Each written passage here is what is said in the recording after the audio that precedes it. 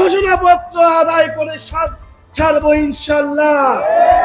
জুলাই ঘোষণাপত্রের খসড়া বিষয়ে কিছু সংযোজন বিয়োজন করছে বিএনপি। বাকি প্রক্রিয়া শেষে আগামী 2-1 দিনের মধ্যেই চূড়ান্ত মতামত অন্তর্বর্তী সরকারের কাছে পৌঁছে দেবে দলটি।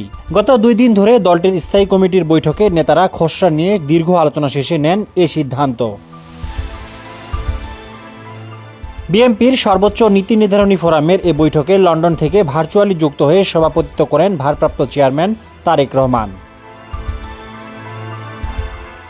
বৈঠক সূত্রে জানা যায়, জুলাই আন্দোলনের ছাত্র নেতৃত্বের মতো বিএনপিও দ্রুত জুলাই ঘোষণাপত্র চূড়ান্ত করে ঘোষণার পক্ষে। বৈঠকে স্থায়ী কমিটির নেতারা জুলাই ঘোষণাপত্রের খসড়া নিয়ে চুলছেরা বিচার বিশ্লেষণ ও নিজেদের মতামত তুলে ধরেন।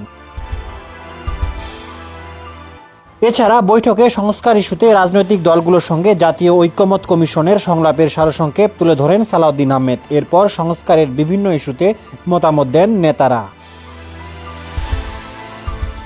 বিএনপির স্থায়ী কমিটির সদস্যরা মতামত দেন, প্রচলিত পদ্ধতিতে সংসদে নারী প্রতিনিধিত্ব নির্বাচন করার পক্ষে তারা অবস্থান নেবেন। এছাড়া পিআর পদ্ধতিতে নির্বাচনের বিপক্ষে বর্তমান অনড় অবস্থান ধরে রাখার ব্যাপারেও মত দেন দলটির নীতি নির্ধারকরা। বৈঠকে স্থায়ী কমিটির 2 সদস্য বলেন, ঐক্যমত কমিশনের সংলাপে সংস্কারের অনেক বিষয় নিয়ে এরই মধ্যে ঐক্যমত হয়েছে। যেসব বিষয়ে ঐক্যমত হয়েছে, সরকারের উচিত দ্রুত সেগুলো বাস্তবায়ন করা।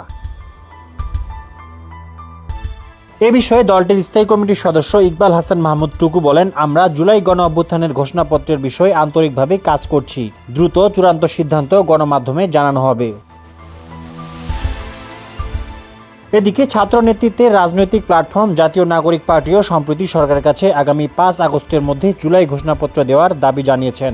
এমনকি সরকার এটি ঘোষণায় ব্যর্থ হলে 5 আগস্ট গণ অভ্যুত্থানের বর্ষপূর্তিতে জুলাই ঘোষণাপত্র দেওয়ার হুঁশিয়ারি দেয় দলটি। ডেস্ক রিপোর্ট, সমকাল।